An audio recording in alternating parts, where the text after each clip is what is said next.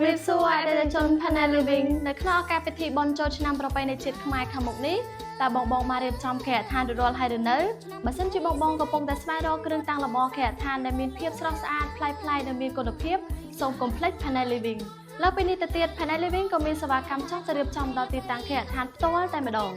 ហើយនៅក្នុងឱកាសដ៏ពិសេសនេះផងដែរ Panel Living ក៏មាន promotion ពិសេសបញ្ចុះតម្លៃលើសពី 13% សម្រាប់អីវ៉ាន់ដែលមាននៅក្នុង stock ហើយចំពោះ promotion នេះគឺមានរយៈពេលចាប់ពីថ្ងៃជូនដំណឹងនេះរហូតដល់ថ្ងៃទី20 ខែមេសាបើសិនជាបងកំពុងតែមានតម្រូវការឬបងចង់សាកសួរព័ត៌មានបន្ថែមបងអាចធ្វើការទំនាក់ទំនងមកកាន់ Facebook page Panel Living ឬក៏ link Telegram ខាងក្រោមបងក៏អាចអញ្ជើញមកដល់ទីតាំង Panel Living ផ្ទាល់ដែលស្ថិតនៅក្នុងបរិយា Chipmunk Parkland 598នៅលើផ្លូវជាសុផារ៉ាសូមអរគុណ